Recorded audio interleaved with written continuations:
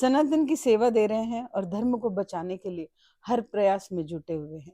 खुद पीएचडी है, बहुत पढ़े लिखे हैं। मैंने एक किताब लिखी थी मोनेस्टिक लाइफ, जहाँ पे ये भी लिखा था कि आजकल पढ़े लिखे लोग धर्म को और अपने आप को और अपनी खोज को ज्यादा समझ पा रहे हैं।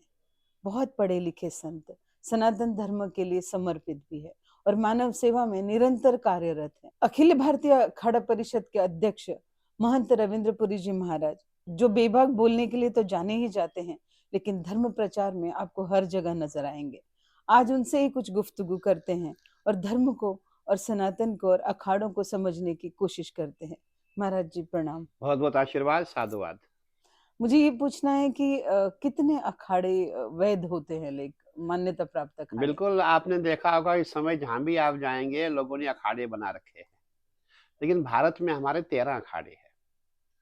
और जो हमारी जगत गुरु शंकराचार्य महाराज की परंपरा है उसमें हमारे 7 अखाड़े हैं। उसमें मैं नाम भी आपको बताऊं, जैसे हमारा निरंजनी अखाड़ा है, हमारा सहयोगी अखाड़ा आनंद अखाड़ा है। वैसे आप जूना अखाड़ा आपने सुना होगा, उनके साथ आह्वान अखाड़ा है और अग्नि अखाड़ा है। और महानिर्माणी अखाड़ा है, उनके साथ अटल अखाड़ा है। कुल ये हमारे सन्यासियों के 7 अखाड़े हैं। वैसे हमारे 2 उदासी अखाड़े हैं और एक निर्मल अखाड़ा है और 3 हमारे जो है वैष्णव संप्रदाय के अखाड़े। ये कुल अखाड़े जो है 13 है। परंतु इस समय जो है लोगों ने ये देख लिया कि अखाड़े 13 है, लेकिन उन्होंने सोचा हो सकता हमें भी कोई बेनिफिट मिल जाए। कहीं उन्हें अपने अपने नाम दिए, अखाड़ों के ऐसा नाम दिए। जी। लेकिन जहाँ स्नान वाली बात आती है वहाँ 13 अखाड़े ही स्नान करते हैं और बाकी जितने भी लोग हैं वो सब हमारे साथ ही आकर के स्नान करते हैं। ऐसी हमारी परंपरा है। जो भी ये किन्नर अखाड़ा हो गया, कोई और परी हाँ अखाड़ा हो बिल्कुल, गया। जो भी हमारा किन्नर अखाड़ा है ये जूना अखाड़े के साथ अटैच है। अच्छा, तो उसको क्योंकि मान्यता हाँ, है। नहीं नहीं, वो जूना अखाड़ा के साथ ही अटैच है। जूना अखाड़ा हमारे यहाँ समय होता है। हमारे यहाँ समय है 40 मिनट का स्नान आपको करना है, 1 घंटे का आपको करना है। उसी में जो है उसी समय में किन्नर अखाड़ा भी किन्नर स्नान अखाड़ा करेगा। आता है। ये जो जितने भी अब नए नए अखाड़े पनपे हैं, तो इस पे रोक लगाने के लिए कुछ किया जा सकता नहीं है? देखिए, अब इनको क्या रोक आप लगाएंगे, जहां भी आप जाएंगे आजकल हम जहां भी जाते हैं वहाँ अखाड़ा लिखा होता है। हम्म और कभी कभी ऐसे भी अखाड़े होते हैं जहाँ पे लोगों को दंगल सिखाया जाता है। हम्म। लेकिन ये है कि हर कोई जानता है कि अखाड़ा क्या होता है, अखाड़े की परंपरा क्या है और जो कुंभ के अखाड़े होते हैं वो कौन से अखाड़े हैं। क्या परंपरा होती है, थोड़ा सा कॉमन देखिए, पब्लिक में? आपने देखा होगा जो हमारे अखाड़ों की परंपरा है, ये आदि गुरु जो हमारे शंकराचार्य जी भगवान थे, जिन्हें इनकारनेशन ऑफ लॉर्ड शिवा माना जाता है, बहुत छोटी सी आयु में 6 साल में ही वेद वेदांत कंठस्थ कर लिया। 8 साल की आयु में संन्यास लिया और बहुत छोटी आयु में, यंग एज में ही उन्होंने जो है उनका कैलाशवास हो गया। कैलाशवास का अर्थ है डेथ। जी। तो कहने का तात्पर्य, उन्होंने 30-31 साल में ही पूरे भारत का भ्रमण किया और पूरा जो सनातन को जो पुनर्जीवित का कार्य जो है हमारे शंकराचार्य भगवान जी ने किया। अब उस समय मुगलों का काल था, मुगलों का शासन था। युद्ध कौन करेगा? सनातन की परंपरा के लिए, सनातन की रक्षा के लिए कौन कार्य करेगा? पहले आपने सुना होगा जो हमारा सन्यास होता था, सन्यास हमारा अंतिम स्टेज में होता था। बिल्कुल। लेकिन शंकराचार्य भगवान जी ने कहा भाई मुझे अंतिम स्टेज वाले नहीं चाहिए, मुझे युवा चाहिए। और वो भी अगर बाल बाल अवस्था में हो वो और भी अच्छे है। क्योंकि मुगलों से जंग कौन करेगा, राजाओं से जंग कौन करेगा, इसीलिए अखाड़े बनाए गए। और हमारे यहाँ जो ये 7 अखाड़े हैं, इनका कार्य यही है कि हमें सनातन की रक्षा करनी है। और आपने देखा होगा 1947 के बाद हम्म हमारा कार्य समाप्त हो गया। हम्म। लेकिन तब भी हमारा काम यही है कि जो भी हमारे सनातनी है उनकी सेवा करना, उनकी रक्षा करना और सनातन के लिए जो भी हमसे हो सकता है वो हम कार्य करते हैं। और अगर आप इससे पहले आप इतिहास हमारा देखेंगे, हमारे संतों ने, जितने भी हमारे महात्मा रहे हैं, सब ने जंगें लड़ी हुई है। लड़ी। चाहे वो मुगल काल हो या ब्रिटिश काल हो, जहाँ भी आप जाएंगे बड़े बड़े राजा उस समय थे जो सनातनी नहीं थे, उनके साथ जंगें लड़ी है। लड़ी। वो सब जो है हमारे अखाड़ों ने जंगें की हुई है। मुझे ये पूछना था कि उस वक्त चुनौतियां कुछ और थी, आज की तारीख में चुनौतियां क्या है? देखिए, उस समय इस समय में थोड़ा सा अंतर है। अभी समय क्या है कि इस समय आप कोई जंग नहीं कर सकते हैं, कोई लड़ाई नहीं आप लड़ सकते हैं, लेकिन आप यहीं के आप धर्म प्रचार कर सकते हैं। कोई अब हम वैचारिक सनातन लड़ाई के है लिए अभी? नहीं, क्यों नहीं है? जैसे हमारा आपने देखा होगा, गौ माता हमारी है, राष्ट्र माता घोषित करनी है। हम पूरा हमारी जैसे जब से हमारे माननीय प्रधानमंत्री जी आए हैं, तब से हमारा ये भी है कि वह हमारा भारत विश्व गुरु बने। देखिए, सनातन का काम करना है तो जैसे अभी राम मंदिर की बात थी, बहुत अच्छा लगता है, राम मंदिर हमारा बन गया। अभी काशी का आपने डिस्प्यूट देख ही रही आप, अभी चल बिल्कुल। ही रहा है। मथुरा का आपने देखा होगा, अभी वो जी। डिस्प्यूट पेंडिंग है। तो हम ये चाहते हैं कि जहाँ भी हमारे मंदिर है, जो उनकी जो पहचान है, जैसे वो थे उनको दोबारा जो है वो रिस्टोर बनाया किया जाए। जाए। बिल्कुल। आप इतने पढ़े लिखे हैं, आपने नहीं सोचा प्रोफेसर बनेंगे या कुछ और बन सकते थे? आप बिल्कुल, सन्यासी हैं। आपने ठीक कहा। देखिए, मैं कहना चाहूँगा कि हम मेरे पास यहाँ 2 कॉलेज है, हुँ, और जिसमें बीकॉम, एमकॉम मेरे पास करीबन 2700 बच्चे हैं, हुँ, हुँ, जिसमें 1800 लड़कियाँ मेरे यहाँ बीकॉम, एमकॉम, एमएससी, बीएससी कर रही है। और हमारे यहाँ और एक कॉलेज है, हुँ, हुँ। जिसमें B pharma, D pharma, MBA आदि कोर्सेज़ होते हैं। तो हमारा प्रयास होता है कि यहीं तो हमारे बच्चे हैं, यहीं तो हमारे सब कुछ है। कभी आप सिखाने जाते हैं उनको? बिल्कुल, बिल्कुल, हम सिखाने जाते हैं। हुँ, हुँ, जैसे हमारे मतलब बच्चे जितने भी हैं, हमें रोज़ कॉलेज आना पड़ता है, रोज़ आना पड़ता है। हमें अच्छा लगता है, ठीक है। देखिए, हमारे यहाँ कहते हैं, संत बड़े परमार्थी शीतल जिनके अंग, तपत भुजाए और की दे दे अपना रंग। जी। संत का काम नहीं है कि बस सब कुछ मुझे ही चाहिए, नहीं, हमें समाज के लिए करना है। और मैं आपको कहना चाहूँगा, हमारे अखाड़ों की जो परंपरा है, हमारे यहाँ हर 6 साल में चुनाव होता है। हुँ, हुँ। जितने भी पद होते हैं, 6 साल में चुनाव होगा, अखाड़े के। अखाड़े के। और वही यहाँ के श्री महंत होंगे, हुँ, हुँ, सचिव होंगे। और सबसे बड़ी परंपरा हमारी जो द बेस्ट जिसको हम समझते हैं, हुँ। कि अगर कोई भी अखाड़े का पदाधिकारी किसी का भी घर से संबंध हो जाता है, उसको अखाड़े से निष्कासित किया जाता है। अच्छा। उसका मेन कारण है, जितने भी संत हैं वो घर-बारी नहीं होने चाहिए।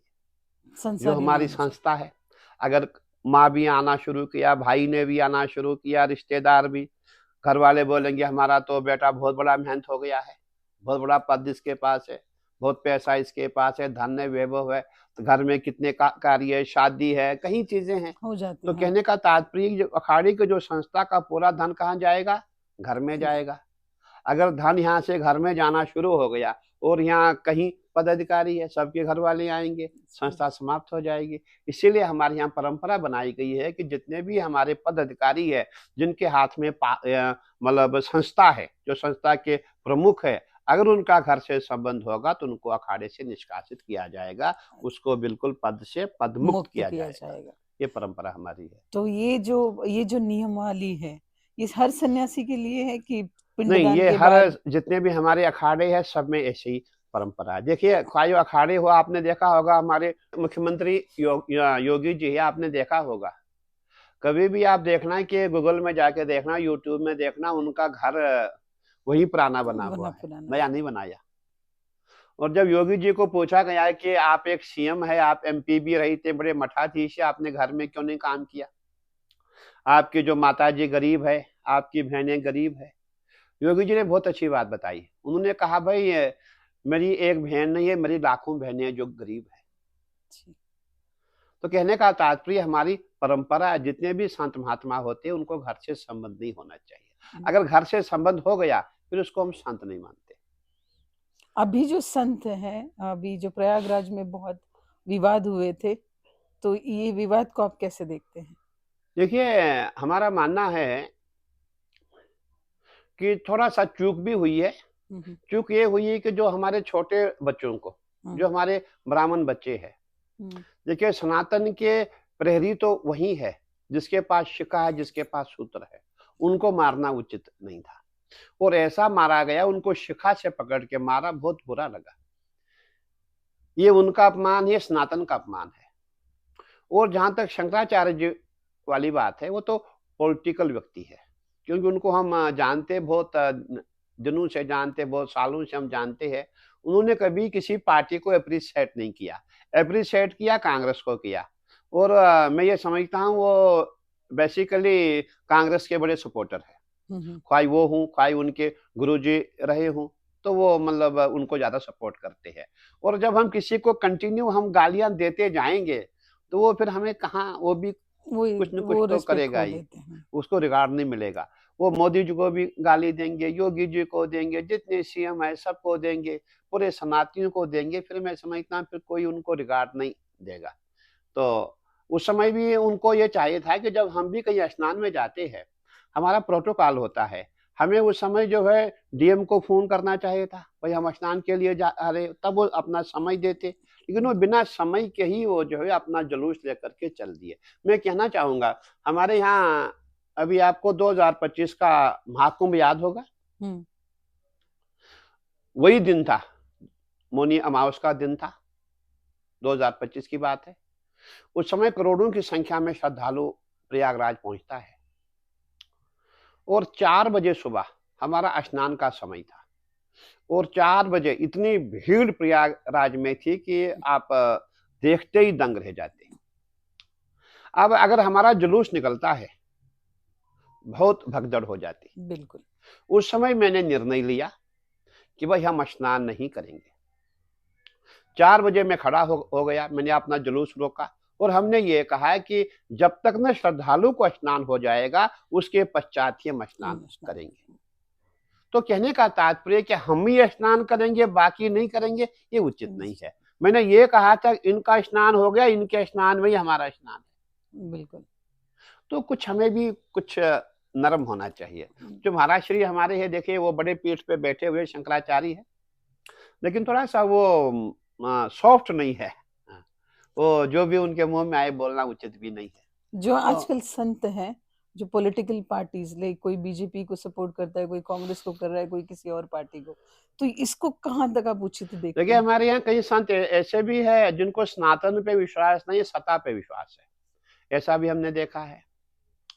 अभी एक महाराष्ट्र की बात मैं कर रहा हूँ, कुछ चुनाव होने थे, एक व्यक्ति हमारे पास आता है, बोले गुरुजी टिकट चाहिए। मैंने कहा भाई टिकट तुझे कहाँ से मिलेगी? पार्टी के पास जाओ, हम कहाँ से टिकट देंगे? सही बात है। उसने भगवा पहन लिया, भगवा पहना और वो टिकट के लिए गया, टिकट उसको मिली नहीं, उसने जो है निर्दलीय चुनाव लड़ा। तो कहने का तात्पर्य कई संत ऐसे भी है जो पॉलिटिकल फायदा उठाना चाहते हैं, लेकिन जो संस्थाएं हैं, हमारे जो अखाड़े हैं, हमारे यहाँ प्रतिबंध है। इलेक्शन लेकिन नहीं हाँ, लड़ना। नहीं हम चुनाव नहीं लड़ेंगे और हमारे यहाँ सबसे बड़ी बात ये है कि जब संत चुनाव में जाएगा, जब चुनाव में वो जाएगा तो उसकी जो मर्यादा है वो समाप्त हो जाएगी। समाप्त हो जाएगी। संतों के लिए डू एंड डोंट्स क्या है अखाड़ों के नहीं, संतों डू के एंड लिए? डोंट्स हमारे बहुत है। देखिए मैंने अभी आपको कहा संत शादी नहीं करेगा, संत अपने घर नहीं जाएगा, संत समाज के लिए काम करेगा और सबसे बड़ी बात है कि जितने भी हमारे संत अखाड़ों के संत होते हैं, वो हमेशा समाज के लिए काम करते हैं। अभी आपने देखा होगा जो प्रयागराज का महाकुंभ है, नासिक का कुंभ आने वाला है, सिंगज जिसे कहा जाता है, उज्जैन का आने वाला है और हमारी परंपरा है जितने भी संत महात्मा हमारे अखाड़ों के होते हैं, जो भी उनके पास पैसा है, वो मेले में आकर के उसका भंडारा कर देगा, वो दोबारा जीरो से शुरू हो जाएगा। क्या बात है। क्योंकि उनको अनुदान करना अति आवश्यक है, जो भी उसके पास है, जितना उसके पास है उसको वो जो समाप्त करना है और फिर वो जीरो से शुरू हो जाएगा, चाहे वो छोटा स्थानधारी हो या बड़ा स्थानधारी हो, सब जगह यही हमारी परंपरा नियम बने हुए है जी। और बाकी पूरे भारत में मैं समझता हूँ हमारे आश्रम है, मठ है, मंदिर है और आपने देखा होगा जो मठ मंदिर आज आप देख रहे हैं, कोई हमें किसी ने दान में नहीं दिए है, हम अखाड़ों ने लड़ाइयाँ की है, युद्ध जीते हैं, तभी जाकर के हमें ये सब मिला है। उसके बाद जो हमारे मठ थे, मंदिर थे, खरीदे गए हैं, रजिस्ट्रियां हमारे पास है। मतलब कोई ऐसा नहीं कि किसी ने हमें डोनेट किया हो, ऐसा नहीं है, कुछ करके ही मिला है, बिना किए नहीं मिला है, बिना किए नहीं मिला है। तो बस अब यही है कि हमें जो संस्थाओं को आगे चलाना है, जो हमारी सनातन परंपरा है उसको आगे चलाना है और सभी संत महात्मा इसी में लगे रहते। कहते हैं ना कि हर अच्छी चीज में एक बुरी चीज भी होती है।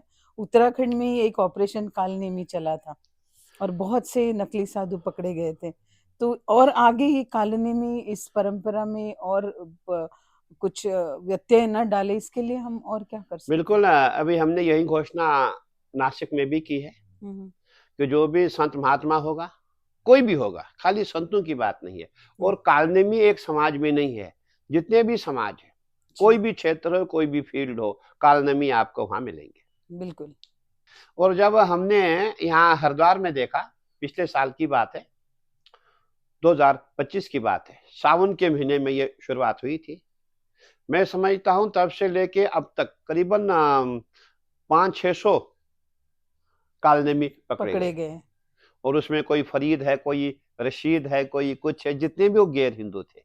अच्छा। तो अभी आप देखेंगे जहां भी आप जाएंगे, जब भी कोई कुंभ लगता है, कोई पर्व होता है, वहां सभी भगवा पहन करके अपना जो वस्त्र बदल के आते हैं, ताकि भंडारा भी मिले, पैसा भी मिले, लोगों को चीट भी किया जाए, पाखंड के नाम पे, धर्म के नाम पे, सबका अपना अपना वो बिल्कुल, दुकानदारी है, बिजनेस है। लेकिन अब बहुत अच्छा है कि जो कॉलोनी ऑपरेशन है, इसके द्वारा इन सबको पकड़ा जाता है। और हमने ये भी वहाँ घोषणा की है, जो भी संत महात्मा वहाँ आएंगे, उनका आधार कार्ड होना चाहिए, और उनको कौन सी संस्था से, कौन से अखाड़े से, वो भी उनके पास लिखा हुआ होना चाहिए। बिना प्रमाण के कोई भी वहाँ एंट्री नहीं करेगा। थोड़ा सा अभी मैं सामाजिक सवाल करूंगी। बहुत से ऐसे भगवाधारी हैं जो अपने आप को किसी न किसी अखाड़े से जुड़ा समझते हैं, और उन्होंने बहुत सी लड़कियों के साथ गंधर्व विवाह कर लिया, बच्चे भी पैदा कर लिए, उन लड़कियों की जिंदगी छोड़ भी दिए, चले भी गए। ऐसे बहुत से किस्से हमने देखे हैं। तो इस पे हम अंकुश कैसे लगा सकते हैं? देखिए, बहुत बड़ा समाज है, आप कितना भी प्रयास आप करेंगे, आप रोक नहीं सकते हैं। आपने देखा होगा, अपने घर में ही 4 बच्चे होते हैं, उनको रोकना भारी हो जाता है। हमारी संस्था, हमारे यहाँ भी अच्छे भी होते हैं, बुरे भी होते हैं। ये मान के चलो, ये एक शंकर की सेना है, इसमें नाना प्रकार के लोग हैं। यहाँ चिलम पीने वाला भी मिलेगा, अच्छे भी मिलेंगे, बुरे भी मिलेंगे। अगर ऐसे लोग आपके ध्यान में लाके दिया जाए तो आप कोई एक्शन लेते हैं इन पे? नहीं, देखिए, अगर हमारी संस्था है, हमारी संस्था के लोग होते हैं, उनको हम तुरंत अखाड़े से निष्कासित करते हैं। लेकिन अगर दूसरी संस्था के लोग हैं, उनको हम कुछ नहीं कर सकते। नहीं, आपके 12 अखाड़ों में से जो किसी हमारे अखाड़े 13 अखाड़े हैं, तो उसमें जो हर अखाड़े का अधिकार है, उनका कोई भी साधु कोई गलत काम करता है, कुछ ऐसा कार्य होता है, उसको अखाड़े से निष्कासित किया जाता है। ये हमारी परंपरा बनी हुई है। अभी आपको मैं कहना चाहूंगा, हमारे यहाँ अभी कुंभ की चर्चा हुई थी, उस समय कुछ महामंडलेश्वर हमारे थे, उन्होंने कुंभ का विरोध किया। उन्होंने हमारे कमिश्नर एक है पांडे जी यहाँ पे, उसको बहुत बदतमीजी से गालियां उनको दी, और हमने तुरंत उनको अखाड़े से निकाल दिया। क्योंकि देखिए, दबाव बनाना बहुत जरूरी है। अगर किसी ने कोई शुरुआत कर दी, और मैं समझता हूँ उसको देखा देखी में कई लोग फिर शुरुआत कर देंगे। इसलिए हमारा प्रयास रहता है कि जो भी कोई ऐसी घटना होती है, उसको तुरंत दबा दिया जाए। यानी जो नैतिकता के मूल्यों में नहीं है, उसको निकाल दो, उससे कोई कॉम्प्रोमाइज नहीं किया जाएगा। बिल्कुल। मैं ये कह रही, तपोवन को लेके जो कंट्रोवर्सी हो रही है, इसे आप कैसे देखते हैं? देखिए, वहाँ समस्या ये हो गई है कि आजकल ठीक है, हर कोई पेड़ लगाता है। हमारे भी यहाँ मेला क्षेत्र है हरिद्वार में। बिल्कुल। अगर मेला क्षेत्र में हम पेड़ लगाएंगे, फिर मेला कहाँ से होगा, कुंभ कहाँ से होगा? तो जो हमारी पंचवटी में समस्या जो क्रिएट हो गई है तपोवन में, उसमें ये हुआ है कि जहाँ पे कैंप लगते थे, वहां पे पेड़ लगाए गए। लेकिन सरकार ने ये कहा है कि भाई जितने पेड़ लगे हैं, उनसे चुगना हम पेड़ लगाएंगे, इसलिए काटना बहुत जरूरी है। अगर हम पेड़ नहीं काटेंगे तो हमारे कैंप कहाँ लगेंगे, पंडाल कहाँ लगेगा, कुंभ कैसे होगा? आप हरिद्वार में आए हैं, यहाँ बैरागी कैंप है, सैकड़ों एकड़ भूमि है हरिद्वार में। अगर यहाँ सब में पेड़ लग गए तो कैंप कहाँ लगेंगे? सही बात। तो हमें ये भी देखना है कि हमें कुंभ भी करना है, हमें कुंभ भी करना है। अगर हम पूरे हर जगह पेड़ लगा देंगे तो फिर ये कुंभ के मेले समाप्त हो जाएंगे। बिल्कुल। और कुंभ समाप्त हो गया तो हमारी परंपराएं समाप्त हो जाएंगी, हमारी संस्कृति समाप्त हो जाएगी। और हम जो आह्वान करते लोगों को, करोड़ों की संख्या में आइए स्नान करें, तो लोग कहाँ से आएंगे, कहाँ स्नान होगा, कहाँ रुकेंगे?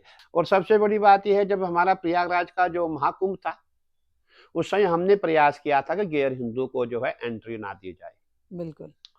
लेकिन जब हमने ये घोषणा की और जब गैर हिंदू वहां से निकल गए, हमने देखा काम करने वाला कोई नहीं है। बिल्कुल।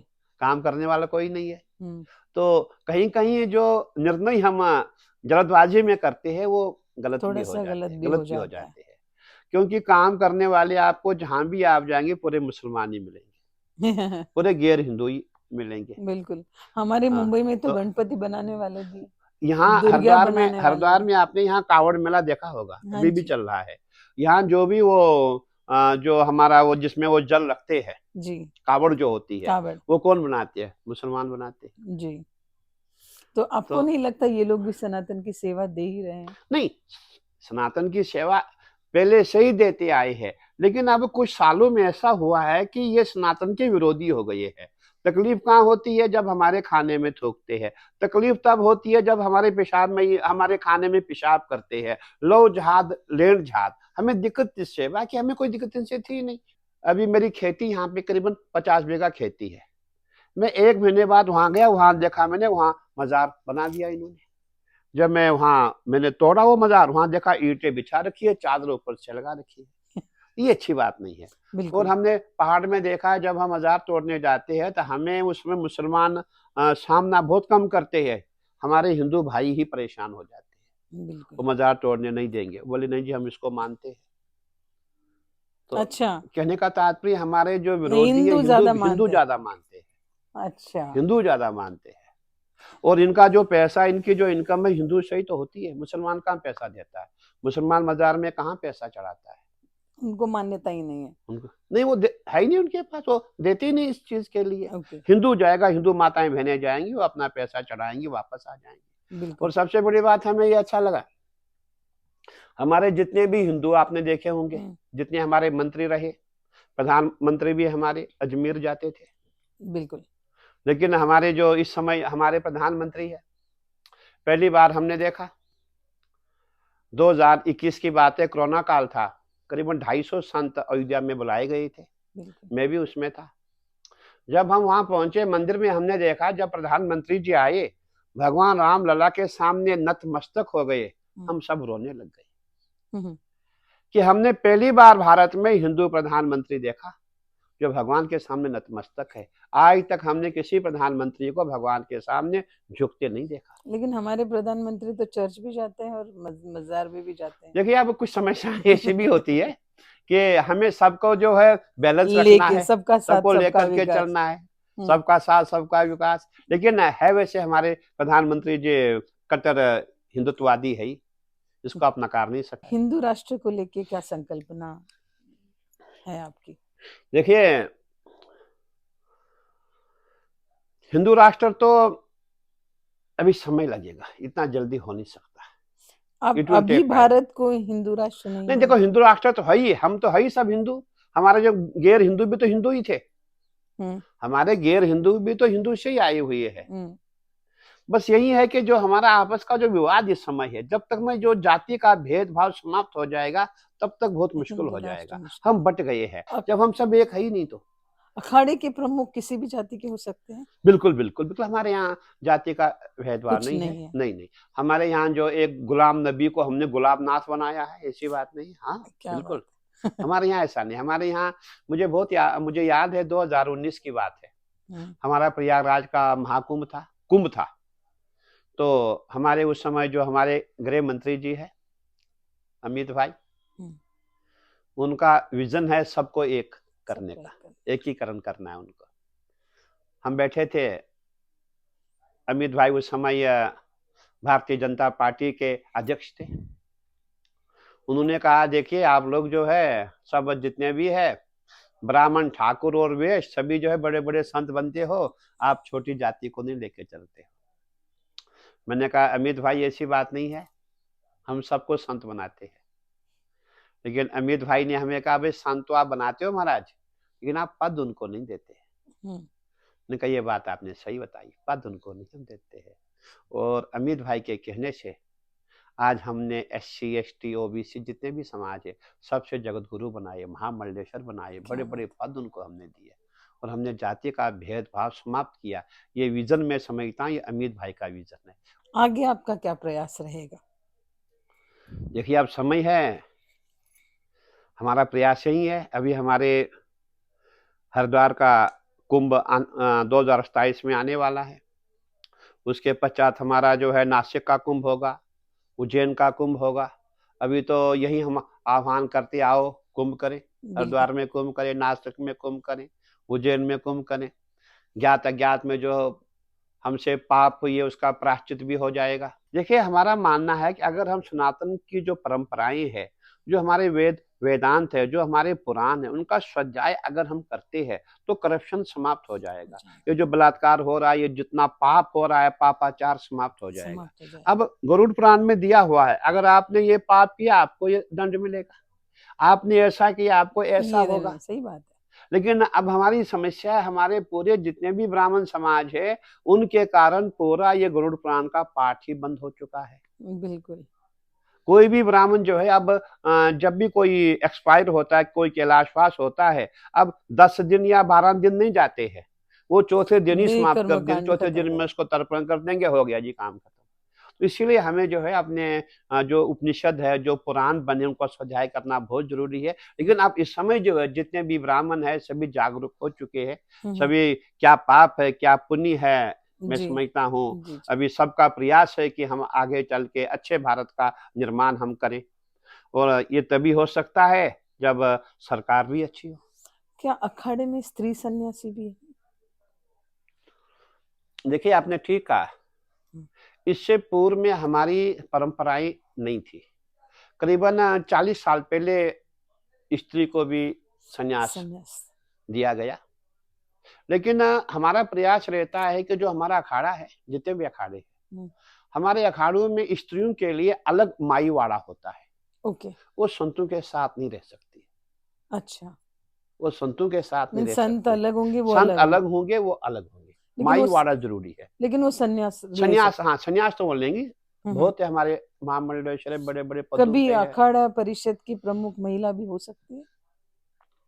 हो सकती है, क्यों नहीं हो सकती है, क्यों नहीं हो सकती। तो उनको भी चुनाव में आने बिल्कुल बिल्कुल बिल्कुल चुनाव में आना अधिकार, पड़ेगा। उनको सारे सब अधिकार है, अधिकार है, सब केवल अधिकार है। संतों के साथ बस यही एक है कि देखिए जो प्रोटोकॉल हमारा है उसको फॉलो करना पड़ेगा। करना पड़ेगा।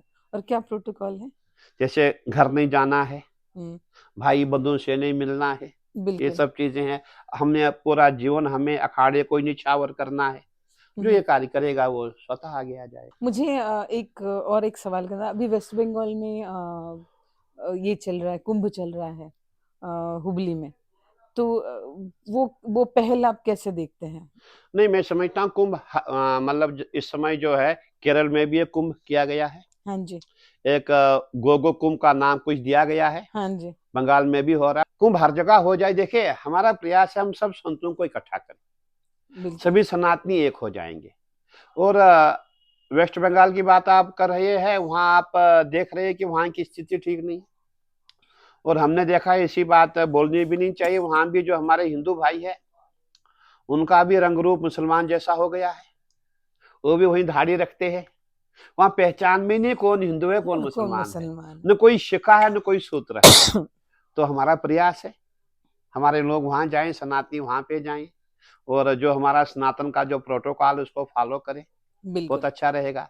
आपने देखा होगा एक कुंभ हमारा और लगता है, केरल में भी अम्मा ने शुरुआत की है जी।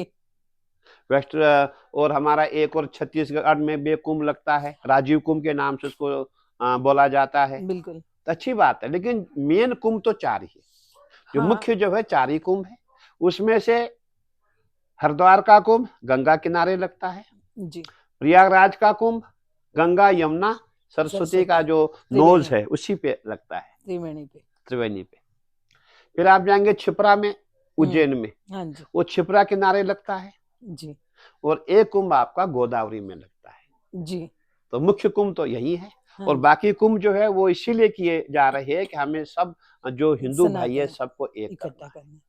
और जिस दिन सब हिंदू सनातनी एक हो गए उस दिन वाकई हम विश्व गुरु बनी जाएंगे। मुझे एक सवाल और करना है, थोड़ा सा ऑकवर्ड है। कश्मीर में कुंभ को लेकर आपकी क्या धारणा है? देखिए हमारा प्रयास था, हमें वहां के काफी लोग आए थे, उन्होंने हमसे कहा था कि महाराज एक बार आप चलो, अनंतनाग आप चलो। लेकिन अभी वहां स्थिति ठीक नहीं है। अगर हमने ऐसा कुछ वहां करना शुरू किया, उस समय सरकार के लिए भी थोड़ा मैं समझता हूँ भारी मुश्किल पड़ेगा, होगा, हाँ। मुश्किल हो जाएगा। और आने वाले समय में मैं समझता हूँ 1-2 साल में हमें वहाँ भी कुंभ करना पड़ेगा, वहाँ भी जाना पड़ेगा, सब सनातनियों को जाना पड़ेगा ताकि वहाँ के भी जो हिंदू है, देखिए वहाँ के भी हिंदू आपने देखे होंगे, बिल्कुल। वहाँ भी शिखा-सूत्र बहुत बल्कि वहाँ के जो ब्राह्मण बहुत विद्वान है, शैवी हैं। बड़ी-बड़ी विद्वान जी, है, जी। शैविज़्म को मानने वाले हैं, जी, लेकिन उनका माइग्रेशन हुआ है। बिल्कुल। जो रियल ब्राह्मण है वो जो है वो माइग्रेट हो माइग्रेंट चुके बन हैं। गए हैं। कोई बंबई में है, कोई कोई दिल्ली बाहर में है। है, पूरे स्टेटों में वो है। सारे ही पंडित सब पंडित वहाँ से भारतवर्ष निकल में। चुके हैं और जो बाकी जो शेष है, वो मैं समझता हूँ मुल्ला रूप में ही रहते हैं। नहीं, ये वहाँ कुंभ। रहना है तो मुल्ला बन के रहना पड़ेगा। जी। और जब तक हाँ, वहाँ पे वो एनसी की सरकार है शेख अब्दुल्ला। लेकिन एक बात मैंने देखी है जो फारूक अब्दुल्ला में कभी-कभी अच्छा भी वो लगता है। हुँ। जब वो भगवान राम के गाने गाता है, भजन करता है तो बहुत अच्छा बिल्कुल, लगता है। बिल्कुल। तो हम तो सब सनातनी हैं, बिल्कुल, मुसलमान भी कहाँ से आए, सब सनातनी तो हमारे भाई तो है, बिल्कुल, हमारे भाई तो है।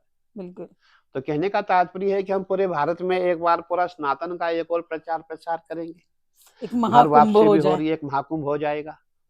और देखिए अब मैं समझता हूँ सनातनी सरकार है, सरकार भी अच्छा काम करे हुँ, हुँ। ताकि जो भी अभी त्रुटियाँ बाकी है, जो अभी जी, कुछ हो नहीं पाया है, वो भी जी। हो जाएगा। एक आप जनता के लिए सनातन को लेके क्या संदेश अभी देना चाहोगे? इस समय सबसे दुर्भाग्य हमारा है, हम लोग जातियों में बँटे हैं। मैंने आपको कहा जब हम यहाँ से गुजरात में गए, गुजरात में मैंने देखा वहाँ एक पंथ नहीं है, नाना प्रकार के पंथ हैं। मुझे वहाँ महामंडलेश्वर जगतगुरु बनाने थे, एससी, एसटी, ओबीसी में से। लेकिन जो पॉलिटिकल लीडर उस कास्ट के थे, उन्होंने ही हमारा विरोध किया। बिल्कुल, उन्होंने ये कहा कि अगर उनके मन में ये था अगर ये लोग इनसे कॉन्टैक्ट इनका हो गया, उनके साथ मिल गए, कनेक्ट हो गए, तो हमें कौन पूछेगा? बिल्कुल। कहने का तात्पर्य कि जितने भी ये नेता है, जो जाति के ठेकेदार बने हैं, उनको भी अभी जातिवाद छोड़ना उनको पड़ेगा। छोड़ना पड़ेगा। बिल्कुल। और जब हम सब इस चीज़ से बाहर निकल आएँगे, तभी जाकर के मैं समझता हूँ हम आगे कुछ कर सकते हैं। तब तक कहना मैं समझता हूँ उचित नहीं है। तो ये थी बहुत ही दिल से बातें। हिंदू धर्म में जातिवाद बहुत ही ज़्यादा पनप रहा है और ये राजनेताओं के कारण। स्वामी जी का मानना है कि सारे राजनेता अगर सभी वोटर्स को हिंदू की तरह माने, जातिवाद पर अगर चुनाव ना लड़े और लोगों को ना ही बांटे, तो हम विश्व गुरु बहुत जल्दी बन सकते हैं। क्योंकि पूरे ही भारत को बांट-बांट कर जातियों में हमने इतना ही खोखला कर दिया है कि उसकी नींव अगर आपको मजबूत करनी है, तो जातिवाद से आपको बाहर निकलना ही होगा। बहुत प्यारा संदेश महाराज ने यहाँ दिया है। मिलते हैं फिर किसी एपिसोड में, फिर किसी व्यक्ति के साथ। तब तक के लिए नमस्कार।